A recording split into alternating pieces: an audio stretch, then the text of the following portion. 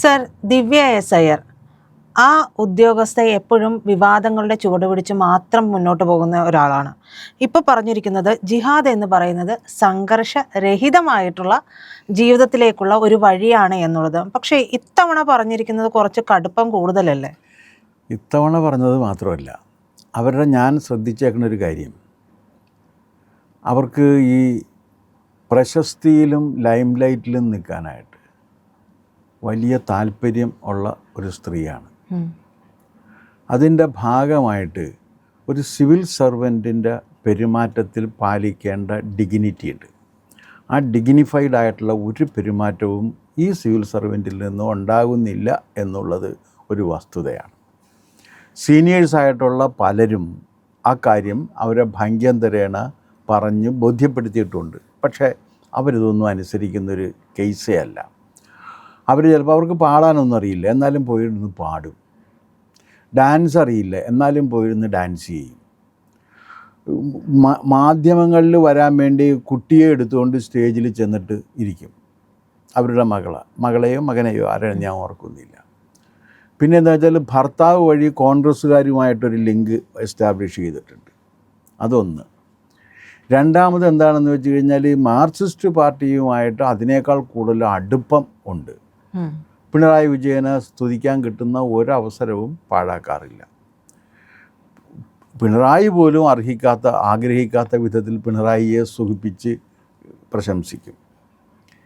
രാധാകൃഷ്ണനെ ഇതുപോലെ തന്നെ കെട്ടിപ്പിടിച്ചുകൊണ്ടാണ്. അതൊന്നും ഒരു സിവിൽ സർവൻ്റ് ചെയ്യാൻ പാടില്ലാത്തതാണ്. ഈ സിവിൽ സർവൻ്റ് എന്ന് പറഞ്ഞാൽ ഭരണഘടന അടിസ്ഥാനപ്പെടുത്തി ഭരണഘടന സംരക്ഷണം നൽകിയിട്ടുള്ള ഒരു പദവിയാണ്.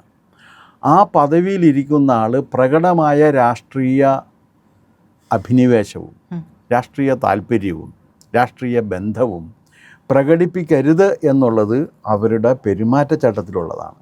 ഇതൊക്കെ ലംഘിക്കുന്ന ഒരു സ്ത്രീയാണ് അവരെന്ന് എനിക്ക് എന്നും തോന്നിയിട്ടുണ്ട്. പക്ഷേ ഇത് വന്നു കഴിഞ്ഞാൽ ഇതിനെ പ്രശംസിക്കാനും ഇതിനെ എടുത്ത് താലോലിക്കാനും ഇതാണ് മഹത്വം എന്ന് പറയാനും ഈ മന്ദബുദ്ധിത്വം ജന്മന കിട്ടിയിട്ടുള്ള മാധ്യമപ്രവർത്തകരിൽ കുറേ അധികം പേര് തയ്യാറാകുന്നുണ്ട് എന്നുള്ളൊരു വസ്തുതയാണ്. കാരണം അവരിതെടുത്തിട്ടാണ് വെക്കുന്നത്. ഉടനെ ഫീച്ചർ ചെയ്യും, അല്ലെങ്കിൽ തന്നെ ഇതെടുത്തിട്ട് ഇതിനെ കമൻറ്റ് ചെയ്തിട്ട് ഹായ് എന്തൊരു ഇതെന്ന് പറയും. ഇതൊക്കെ നിയമം അനുസരിച്ച് ഇതിന് ചില ചട്ടങ്ങളൊക്കെ ഉണ്ടല്ലോ.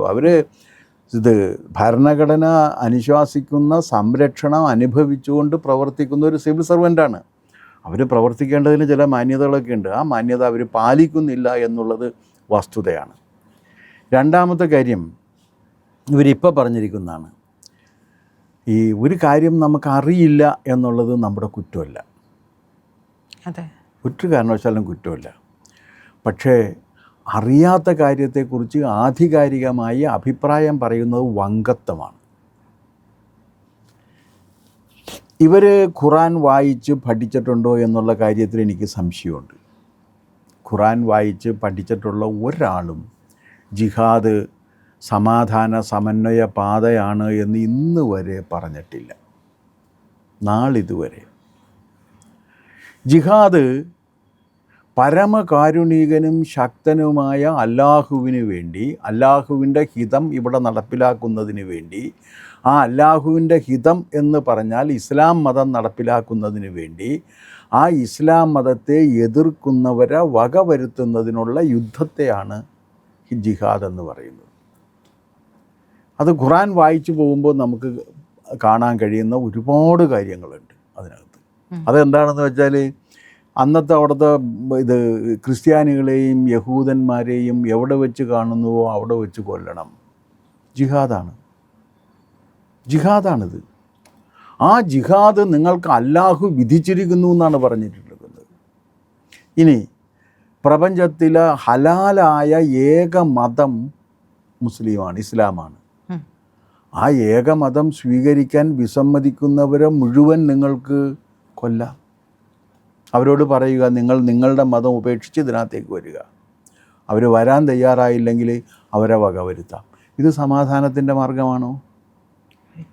ഇനി കേരളത്തിൽ തന്നെ 1921 കേരളത്തിൽ നമ്മുടെ മലബാറിൽ നടന്ന ഹിന്ദു വംശഹത്യ ജിഹാദായിരുന്നു. ജിഹാദാണ് എന്ന് അവർ പറഞ്ഞിട്ടുമുണ്ട്.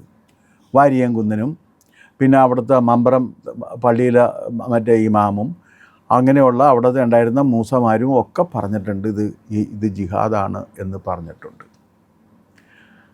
ഹൈദരാലിയും ടിപ്പു സുൽത്താനും കേരളത്തിലും ഈ ദക്ഷിണേന്ത്യയിലും നടത്തിയിട്ടുള്ള മതപടയോട്ടങ്ങൾ ജിഹാദായിരുന്നു.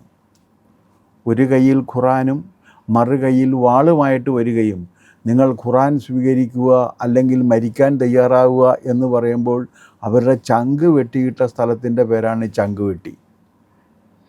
മലപ്പുറത്തേക്ക് പോകുന്ന വഴിക്ക് കോട്ടയക്കൽ നമ്മൾ തിരിഞ്ഞു വരുമ്പോൾ ചങ്കുവെട്ടി എന്ന് പറയുന്നത്. അത് കഴിഞ്ഞാൽ തൂവൂർ കിണർ, തൂവൂർ രേഖകളൊക്കെ കണ്ടെത്തപ്പെട്ടിട്ടുണ്ട്. ഇതൊക്കെ ജിഹാദായിരുന്നു. ഇതൊക്കെ സമാധാനത്തിനും ശാശ്വതമായ ഐക്യത്തിനും സമാധാനത്തിനും സമന്വയത്തിനും വേണ്ടിയായിരുന്നു എന്ന് ഇവർ പറയാനുള്ള കാരണം ഇവരിതൊന്നും വായിച്ചിട്ടില്ല എന്നുള്ളതാണ്. അപ്പോൾ പിന്നെ അവർ എന്തിനത് ചെയ്യുന്നു എന്ന് ചോദിച്ചു കഴിഞ്ഞാൽ അന്താരാഷ്ട്ര ലെവലിൽ തന്നെ, അന്താരാഷ്ട്ര രംഗത്ത് തന്നെ സാംസ്കാരിക രംഗത്തും മാധ്യമ രംഗത്തും അക്കാദമിക രംഗത്തും അമിതമായി സ്വാധീനം ചെലുത്തിയിട്ടുള്ള ഇസ്ലാമിക സംഘങ്ങളെ തൃപ്തിപ്പെടുത്താനും അതിൽ നിന്ന് എന്തെങ്കിലും കൈപ്പറ്റുന്നതിനും വേണ്ടി നടത്തുന്നതാണ് എന്ന് ആരെങ്കിലും പറഞ്ഞാൽ അത് നിഷേധിക്കാൻ അവർക്ക് കഴിയില്ല. കാരണം ഈ അവാർഡുകളൊക്കെ കിട്ടുന്നത് അവരുടെ സഹായത്തോടു കൂടിയാണ്. അപ്പോൾ ഏതെങ്കിലും തരത്തിലുള്ള അവാർഡ് ലക്ഷ്യമാക്കി കേരളത്തിലുള്ള ഇസ്ലാമിക തീവ്രവാദികളെ സംരക്ഷിക്കുന്നതിന് വേണ്ടി അവർ നടത്തുന്നതാണ് ആ പ്രവൃത്തി. ജിഹാദ് എന്തിനാണെന്ന് ചോദിച്ചാൽ ശരിയ നിയമം നടപ്പിലാക്കുന്നതിന് വേണ്ടിയാണ്. ആ ശരിയ നിയമത്തിൻ്റെ പ്രത്യേകത എന്താണെന്ന് വെച്ചാൽ ആ ശരിയ നിയമം കേരളത്തിൽ നടപ്പിലാക്കി കഴിഞ്ഞാൽ ഈ പറഞ്ഞ സ്ത്രീക്ക് അവരിപ്പോൾ നടത്തുന്ന രീതിയിൽ വസ്ത്രം ധരിച്ച് നടക്കാനുള്ള സ്വാതന്ത്ര്യം പോലും ഉണ്ടാകില്ല, പൊട്ടുകുത്താനുള്ള സ്വാതന്ത്ര്യം ഉണ്ടാകില്ല. അവരും ബുർക്കയിട്ട് പോയി പണിയെടുക്കേണ്ടി വരും. പിന്നെ ഇസ്ലാമിക മതസങ്കല്പം അനുസരിച്ച് സ്ത്രീകൾക്ക് പറഞ്ഞിരിക്കുന്നത് 2 ജോലികളാണ്. ഒന്ന് സന്താനോൽപാദനം നടത്തി അവരെ പരിപാലിക്കുക, 2 വീട്ടുജോലി ചെയ്യുക. ഇതിനപ്പുറത്തേക്കുള്ളൊരു ജോലിയില്ല.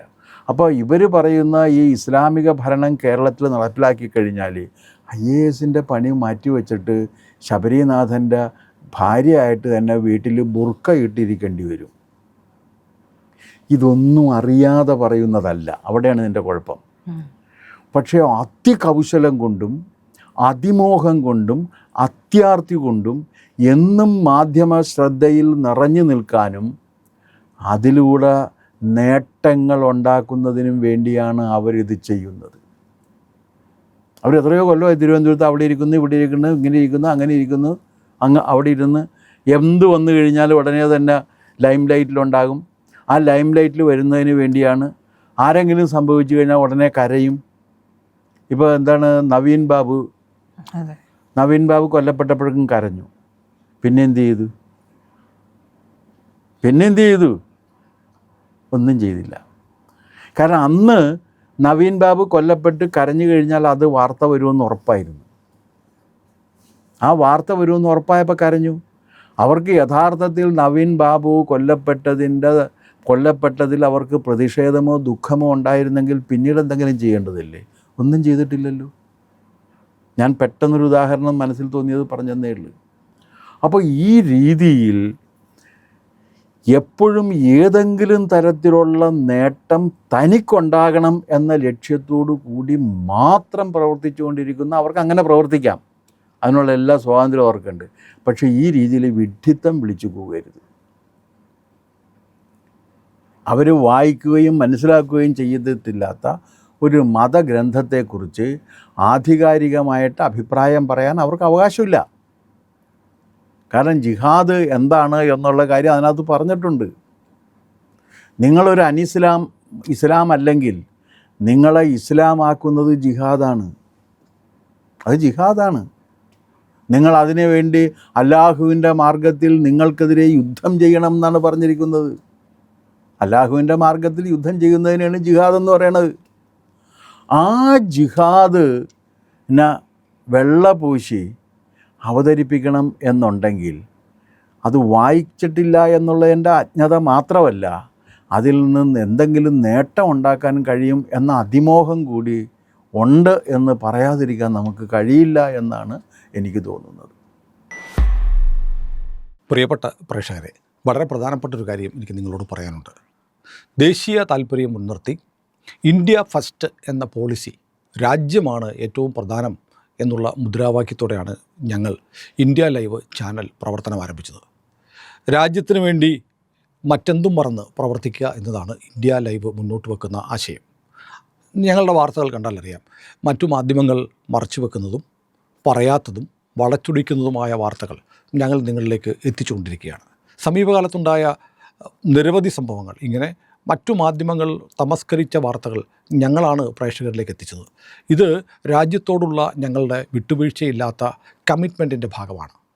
ഇത് നിരന്തരം ഈ നിലപാട് തുടരാൻ ഞങ്ങൾക്ക് നിങ്ങളുടെ സഹായം ആവശ്യമുണ്ട്. ആ സഹായം വേണ്ടത് 2 തരത്തിലാണ്. ഒന്ന്, നിങ്ങൾ ഞങ്ങളുടെ ചാനൽ സബ്സ്ക്രൈബ് ചെയ്യണം.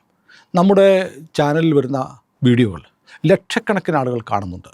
എന്നാൽ ഈ വീഡിയോകൾ കാണുന്ന നല്ലൊരു ശതമാനം ആളുകൾ ഇത് കണ്ടതിന് ശേഷം മടങ്ങിപ്പോവുകയാണ്. അവർ ആ ചാനലൊന്ന് സബ്സ്ക്രൈബ് ചെയ്യാൻ മറന്നു പോകുന്നു. നമ്മുടെ ചാനൽ ഉറപ്പായും നിങ്ങൾ സബ്സ്ക്രൈബ് ചെയ്യണം. അതിന് 1 നിമിഷം മതി.